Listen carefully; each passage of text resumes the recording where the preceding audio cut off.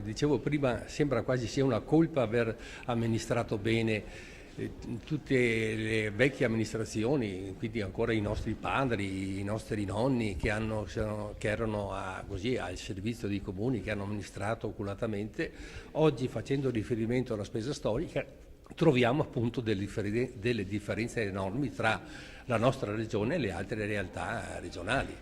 Quindi questo sistema della spesa storica deve cessare. È vero che nel federalismo fiscale che è stato presentato e il quadro approvato dal Parlamento si parla di superare la spesa storica e di quindi calcolare un costo standard di servizi. Però ancora il cammino è lungo, ci vorranno 6-7 anni perché il federalismo fiscale, se va in porto, perché in questo Paese di riforme ne parliamo ormai da 30-40 anni, iniziano e poi vengono eliminate da una diversa maggioranza che arriva e quindi alla fine poi noi restiamo sempre al palo. Ecco, io mi auguro che questo cammino sia molto più veloce, non possiamo aspettare 5-6 anni.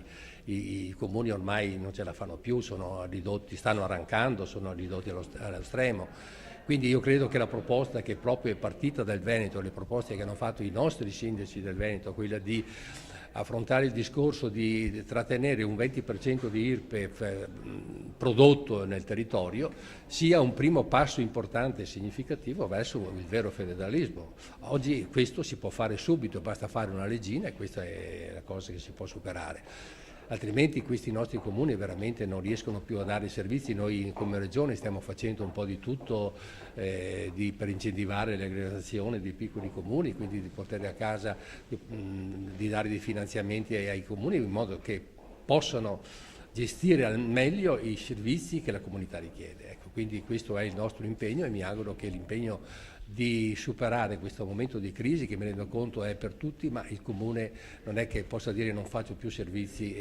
perché spendendo meglio i soldi, vedendo quello che abbiamo visto ultimamente, che ai comuni di Catania, ai comuni di Palermo, a Roma danno 100, 200, 150, 500 mila milioni di euro, voi capite che questo non è un sistema proprio per continuare. Quindi è bene che il Veneto tenga sempre alta la bandiera, è pronto ad intervenire per portare a casa quello che giustamente stiamo chiedendo.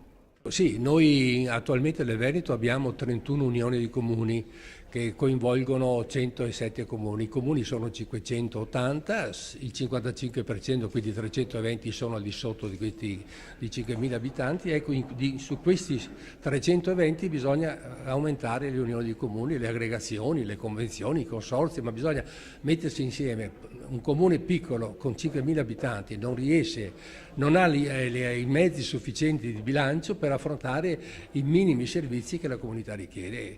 Quindi mettersi insieme per il trasporto scolastico, per i servizi domiciliari agli anziani, per le attività produttive, per l'urbanistica, possiamo fare tutti i servizi e noi diamo degli incentivi significativi perché si possa quindi portare avanti questo discorso che mi pare sia un momento importante. Quindi noi stiamo facendo incontri, abbiamo fatto una pubblicazione, stiamo proprio promuovendo in tutti i modi questa aggregazione che mi auguro i comuni sentano che potrebbe essere questa un primo passo per poter risolvere alcuni problemi importanti che hanno. Il campanilismo però in qualche modo, il campanilismo è un ostacolo a queste unioni, a queste aggregazioni. Ma non direi tanto, perché poi sì, il fatto di fare le aggregazioni, fare le unioni di comuni non vuol dire togliere autonomia ai comuni. I comuni restano autonomi, nessuno toglie l'autonomia perché su questa strada non arriveremo da nessuna parte.